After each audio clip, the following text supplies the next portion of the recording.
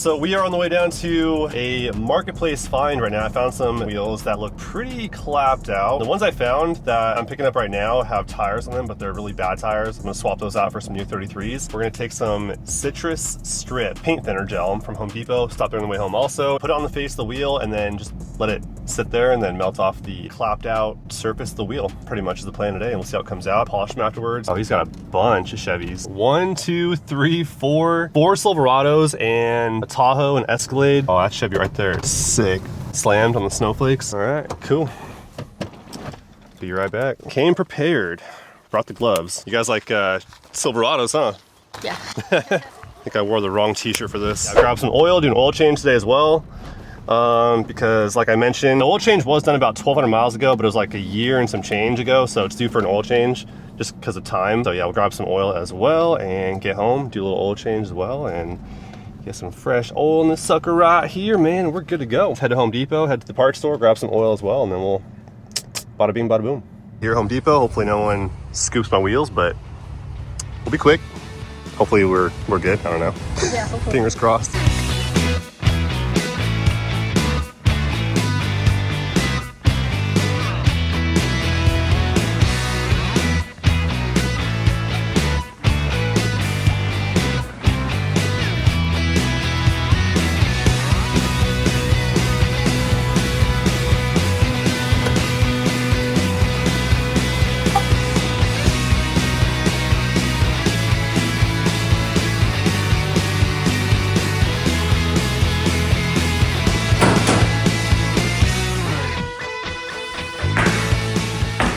That's the wheels. Tires are absolutely clapped out. We're not using the tires even for a second on this truck.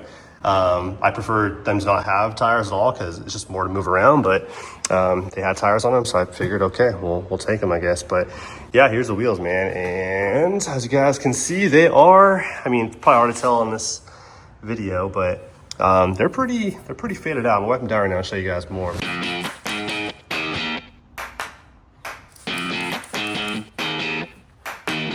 So the common trend I found with these wheels on Facebook was they are all in pretty bad shape. The clear coat just doesn't last, I guess, over time with these wheels. All of them had the same issue with the oxidizing of the clear coat. So throwing down some citrus strip paint stripping gel that I've seen do wonders on the internet. Let it soak for about 30, 45 minutes, and then supposedly just rinse it right off, and it should be all we got to do to get these things looking right.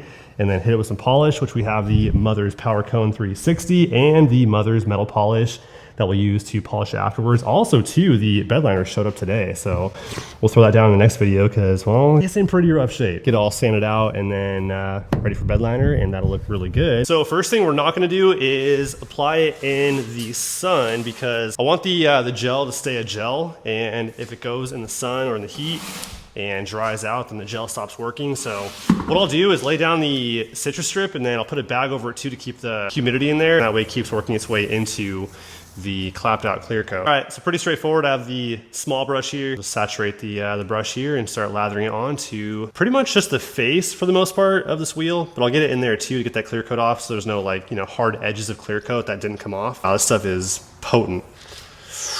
Oof. Okay, we're masked up, ready to go. Hopefully you guys can still kind of hear me. Safety first, because stuff does kind of have an odor to it. So the idea here is to be nice and generous with this stuff. I would imagine it's probably not very good for the tires, but I'm pulling these off anyway, so. All right, look at this, you guys. It's already taking off the clear coat. Look at this. Look at that. That's sick. Ah!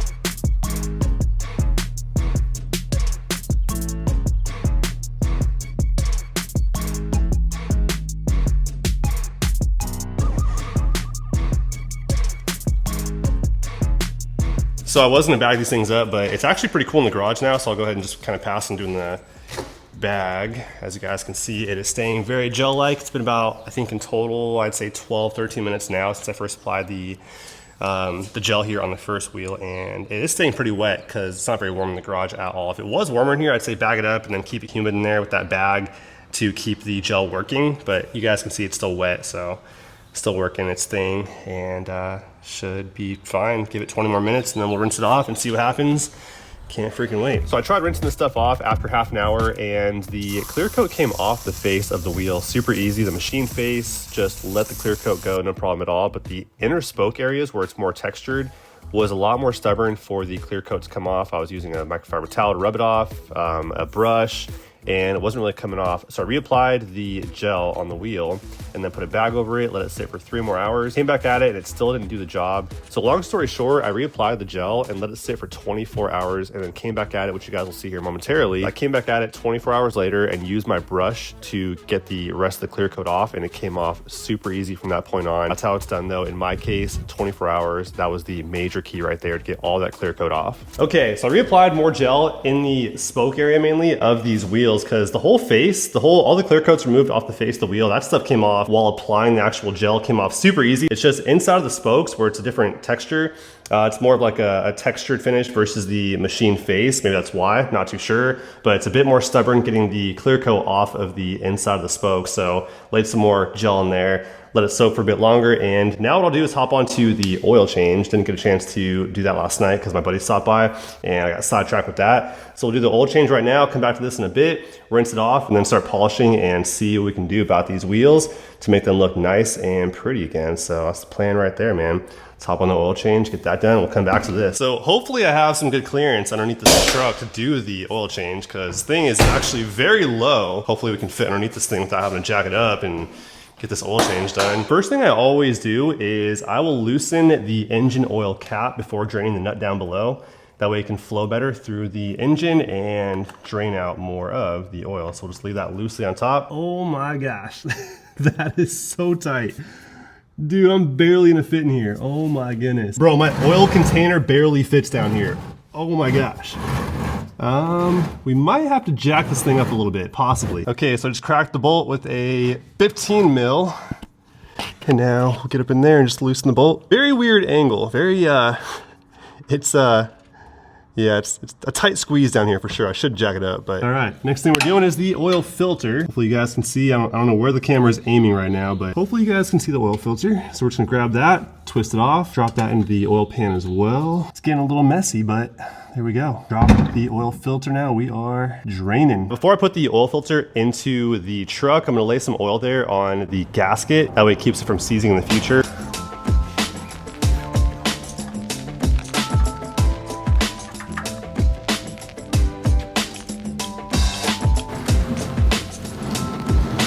Super snug down here, yeah. This is a tight fit, man. Oh boy. And we are all good down here. Bada bing, bada boom. Hardly any mess either. Nothing on the ground. Pretty sure it takes 6 quarts, but just make sure. Double check with the owner's manual here. So section 6 is gonna be the fluids. So the reason why I'm changing the engine oil is because it was done more than a year ago. It even says here in the manual. Never drive your vehicle more than 10,000 miles or 12 months, whichever comes first, without an oil change. Doesn't say the capacity in here for some reason. I thought it would, but it doesn't say it in here. I do know it's 6 quarts though, so we'll just throw it in there, and then I'll start with 5 quarts and then add from that point on and keep checking the dipstick. You never want to add too much oil. That's one thing you don't want to do, is add too much oil and have too much oil pressure going on, because that's when damage can happen. So don't do that. It's better to have too little than too much. Oh, here it even says right here, don't add too much oil. Engine has so much oil that the oil level gets above the crosshatch area that shows the proper operating range on your dipstick. Your engine could be damaged.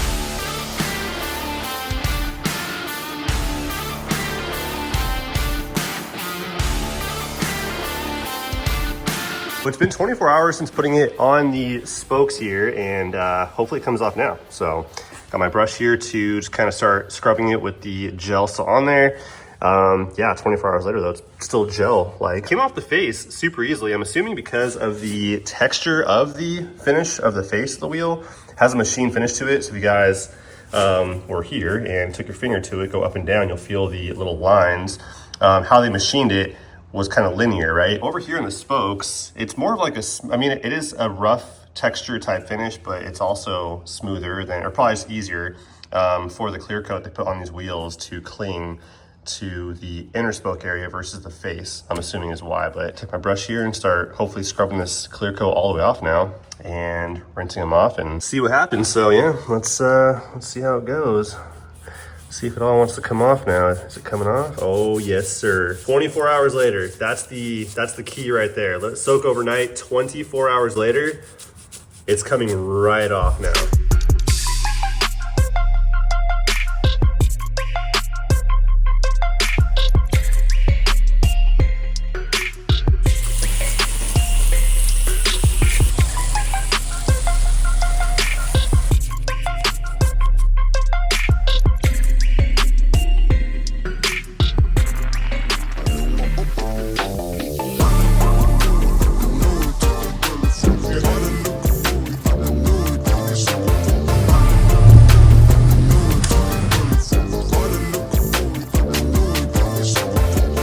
Yeah, look what just landed. Lift kit from Rough Country. I have the 3-inch lift for the Silverado and some other stuff too in those boxes to the left side. Hopefully I have time to do it this week because I'm hopping onto the van project tonight through to probably Thursday. And then if I get it done by then, I'll head down to Coast Wheel and Tire on Friday and get the lift kit put on, the new tires, onto the wheels that we're polishing out today, and that will be freaking insane. All right, time to get to work here on these wheels. As you guys can see, they are in major need of some polish now, but every bit of the clear coat is gone. That was the magic touch right there, was leaving the gel in there for 24 hours.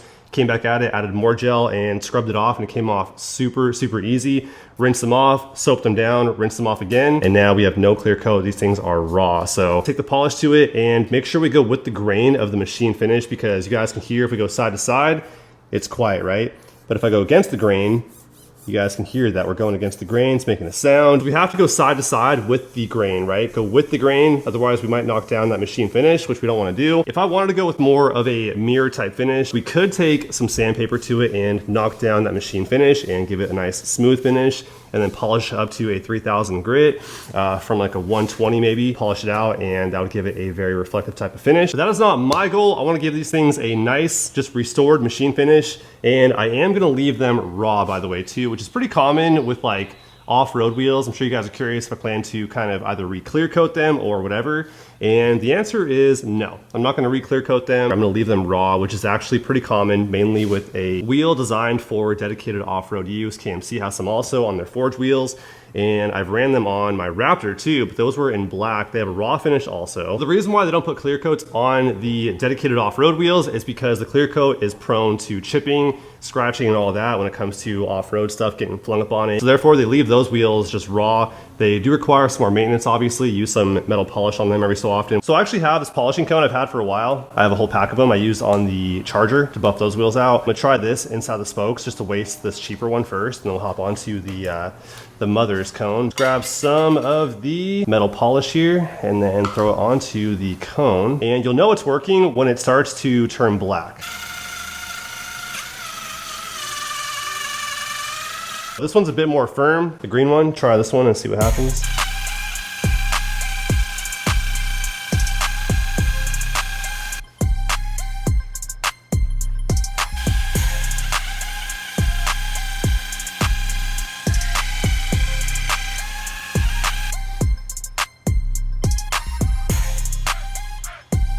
The inside of the spoke's kind of tricky actually, because it's grabbing the polish. After the polish starts working, it turns black, and that black is staining the inside of the spokes here.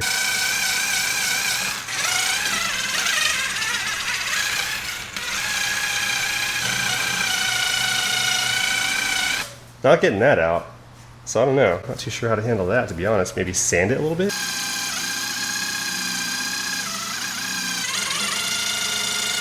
Can't seem to get the inside of the spokes right with just the polish. Time to get more aggressive and try some steel wool. If this don't work, man, I don't know what to do.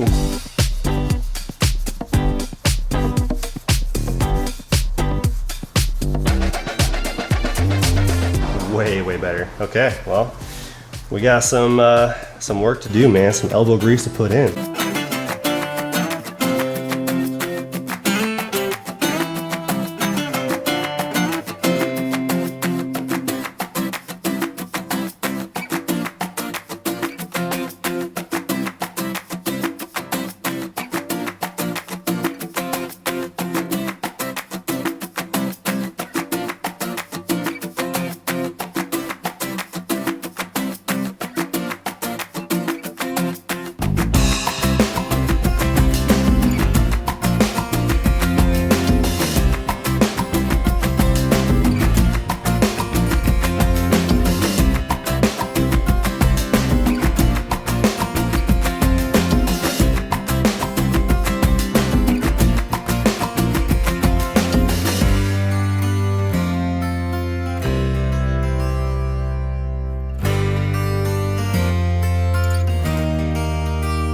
Yeah, that's how you take some $200 wheels from Marketplace, make them look a whole lot better, dude. That is a massive difference. 90% improvement, not 100%, but like a massive difference from what it was before. So after removing the clear coat, I have to do the other 3 wheels, by the way, still. But after removing the clear coat, we're brought to this point right here. Going from that to this right here is, yeah, that's a big before and after, using some polish. The steel wool there inside the spokes, everything right here for the most part is what I use. The steel wool to get in between the spokes. Got the grade 3, the coarse one, with the Mother mag and aluminum polish and the polishing cone from Mother's as well. And started off with the citrus strip paint and varnish stripping gel. 24 hours. That's the key right there. 24 hours overnight. Bag it up if you have to, if you're in a hotter climate, so it doesn't dry out. Make sure it stays a gel-like while it's, you know, doing its thing overnight. 24 hours, come back at it, and then start scraping it off with a brush, apply some more. And then, yeah, steel wool on these ones to get to the stubborn areas. That was holding on to the clear coat pretty good, and that's pretty much it, man. And they came out pretty good. I cannot freaking wait to get these things on the truck, get some new tires on them, and pull off the 16s, because I don't like those wheels too much, and those tiny tires are gonna go, man, and throw some big, maybe 34, like almost 35s, so 315 maybe, possibly, no promises, but maybe with the 3-inch lip, might look pretty good. I was looking at photos last night on Google, so we'll see about that. And then, yeah, the 17s are gonna look really good. This machine finish on them, I freaking love these wheels. They look so good. So yeah, coming soon. We get the van project finished up over the next probably 2 to 3 days. I kind of lagged on it today, so I should probably get on that today. And yeah, get that done and then bounce back over to the Silverado project and get the lift kit put on, new tires and these wheels. It's going to look pretty freaking sweet, man. Yeah, hopefully you guys enjoyed the video. If you guys did, please hit the thumbs up button. I would greatly appreciate that. And I will see you guys on the next one very soon. Till then, peace.